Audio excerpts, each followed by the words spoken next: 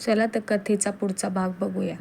वर्मांची मुलगी सोनाली आदल्या रात्री आपल्या मैत्रिणीच्या बर्थडे पार्टीला गेलेली. वर्मांनी आपल्या विश्वासू माणसाला तिच्यासोबत पाठवलं होतं, पण ते दोघेही सकाळी परत आले नव्हते. उलट त्यांचं अपहरण झाल्याचा कॉल आला होता. विराट हा थोड्या वेगळ्या पद्धतीने विचार करणारा कल्पक डिटेक्टिव्ह होता. त्याने या प्रकरणावर बारकाईने विचार करून त्वरित हालचाली सुरू केल्या. एकट्या सोनालीला किडनॅप केलं नव्हतं, तर त्यांची कार आणि वर्मांचा माणूसही किडनॅपरच्या ताब्यात होता. चौकशी करावी असं फार कोणी नव्हतंच.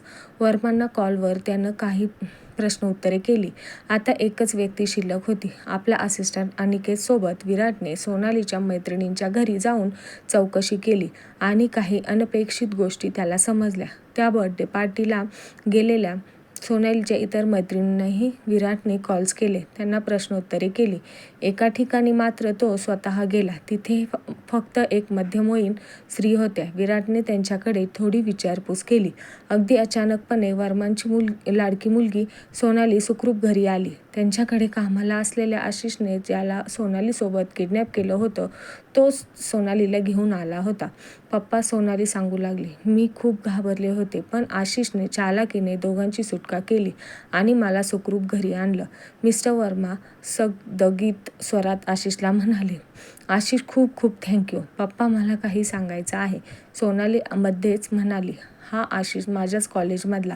मी त्याला नीट ओळखते. त्याचा स्वभाव, त्याचं व्यक्तित्व खूप चांगलं आहे. आता तर त्याने मला एका मोठ्या धोक्यातून वाचवलं. प्रत्येक मुलीला आयुष्यात असा साथीदार हवा असतो.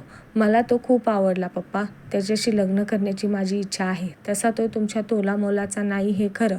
काहीतरीच काय बोलतेस?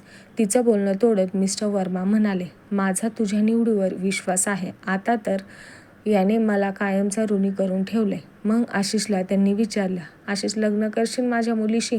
आशिषनेही जरा लाजका चेहरा करत होकार दिला. थोड्याच दिवसात सोनाली आणि आशिषचं लग्न पार पडलं.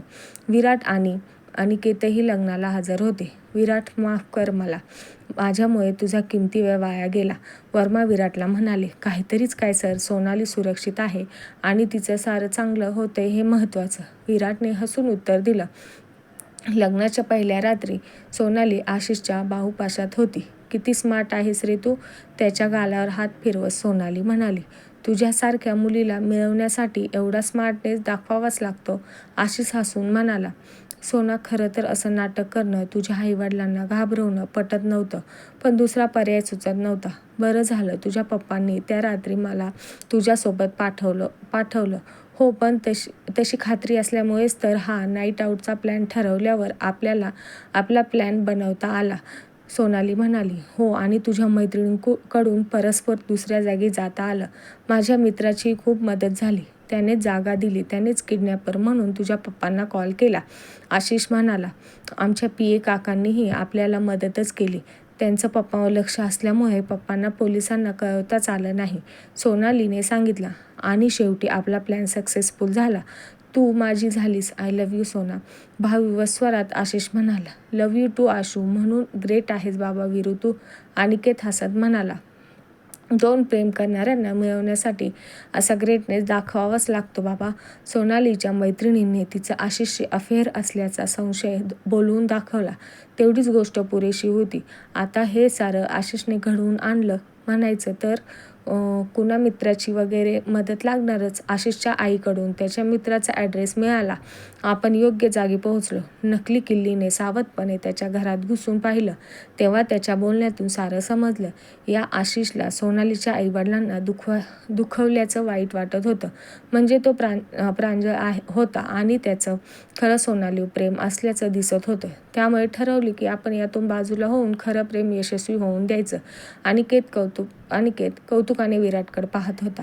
ही कथा आपल्याला आवडली असेल तर चॅनलला लाईक, शेअर, सबस्क्राईब करा.